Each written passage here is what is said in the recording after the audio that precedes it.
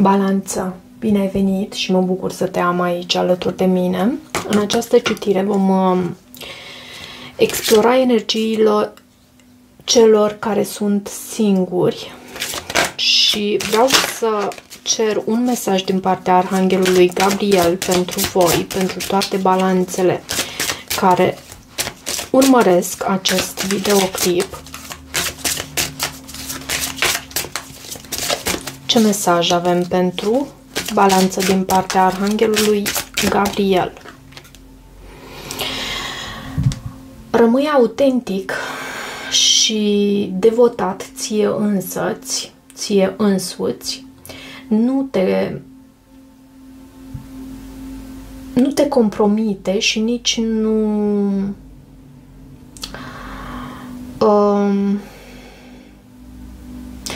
cumva mesajul acestui card e acela de a te încrede în ideile tale inițiale.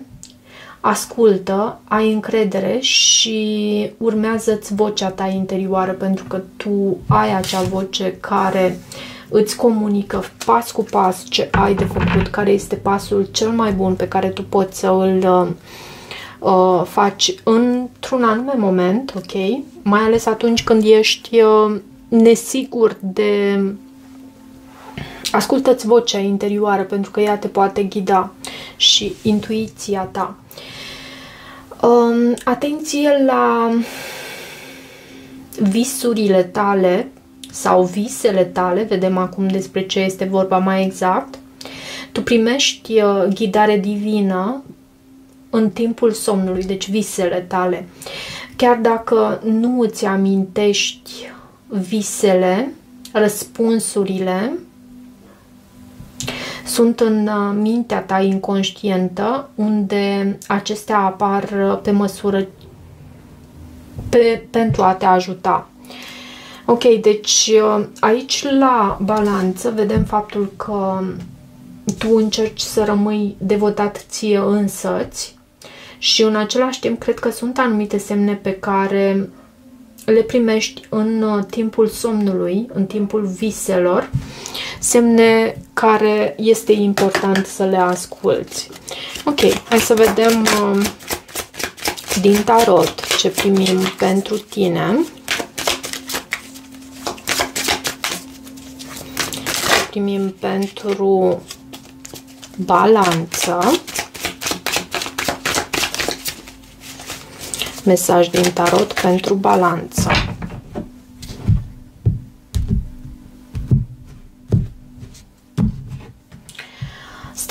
Steaua vorbește despre speranță și avem și acest îndemn, iarăși, să rămâi devotat ție însăți, nu ego-ului tău, ok? Dar să rămâi devotat ghidului tău interior, sentimentului pe care tu îl primești din partea universului. Și atunci când tu te simți bine, pentru că universul ne comunică prin sentiment. Uneori primim și gânduri, primim în mod conștient un anume gând care e insistent și care ne ghidează într-o anumită direcție. Dar de cele mai multe ori, atunci când ne conectăm cu universul la modul autentic, avem acel sentiment de bine, de bucurie, de împlinire. Și astfel știm că suntem pe calea cea bună.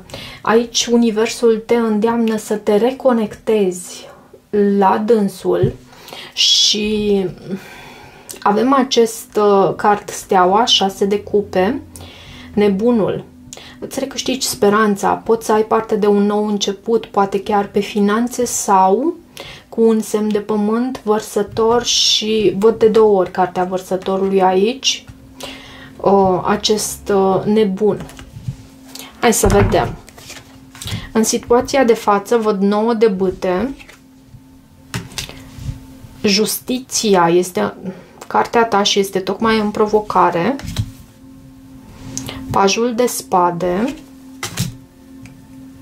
turnul, soarele, destul de multe arcane majore, 8 de cupe, 3 de spade, Diavolul, poți să ai de-a face și cu un Capricorn, 2 de bâte și avem aici Regina de Cupe în rezultatul posibil obținut pe final de perioadă. Ok. De ce acest 9 de bâte în situația de față? Vreau să clarific. 9 de bâte vorbește despre a mai da o șansă, despre a mai da o șansă la o nouă luptă pentru această... pentru această situație din viața ta, pentru că tu până la urmă ești single. Însă acest 9 de bâte mai poate să vorbească și despre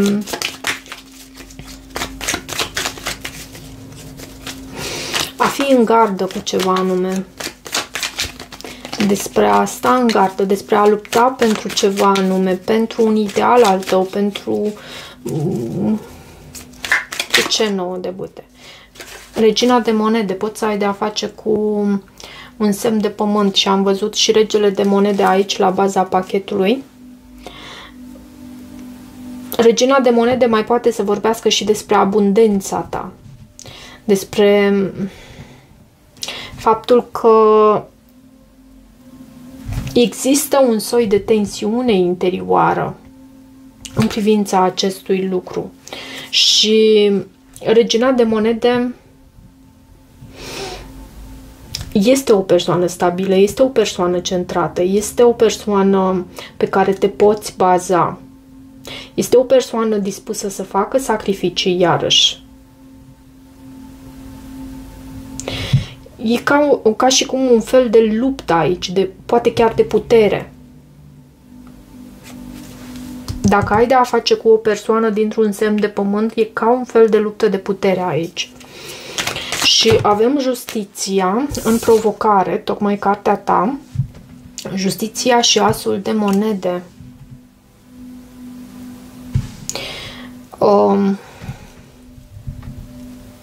Și 10 de spade. Ceva s-a încheiat aici. Și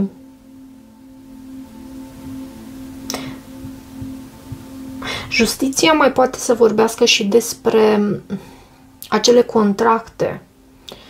Da, căsnicie, divorț. Poate fi vorba și despre așa ceva. Hârtii, documente. Poți să ai de a face cu sistemul acesta de justiție, cu sistemul legal. Însă e ceva finalizat aici. De ce pajul de spade în subconștientul tău? Ce este cu acest paj de spade? 7 de cupe. Nu cauți informații și 5 de bâte. Cauți informații pentru că există o stare de confuzie aici. Și mă duce cu gândul să știi că acest 7 de cupe și 5 de bâte mă duce și cu gândul la competiție. Există mai multe opțiuni, mai multe persoane implicate aici. Chiar pentru acele balanțe singure, există aici mai multe persoane implicate. Așa am sentimentul.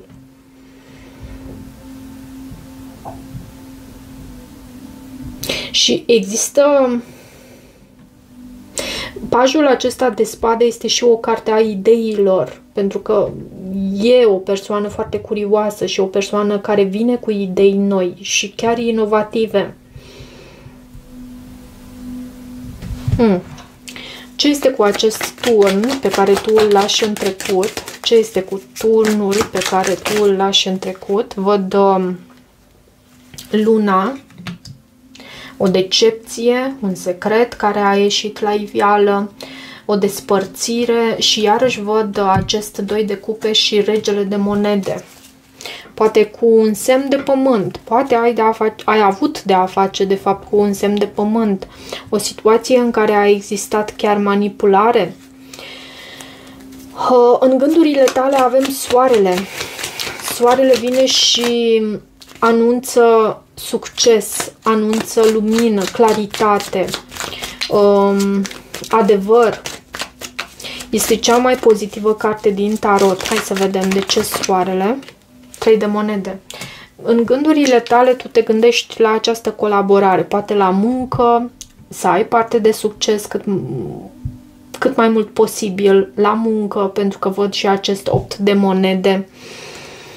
Și avem aici, în viitorul apropiat, 8-ul de cupe. O plecare, o detașare a cuiva anume. Ce este cu acest 8 de cupe? Ce este cu acest 8 de cupe aici? Ok, a venit magicianul și s-a întors, cumva s-a întors, anterior era în poziția sa normală și acum îl avem întors. Cineva comunică faptul că pleacă și asta pentru că nu mai își găsește resursele aici pentru a continua. E ca un fel de comunicare de genul acesta. Cineva care comunică, da, plec, și poți să fii tu sau cealaltă persoană.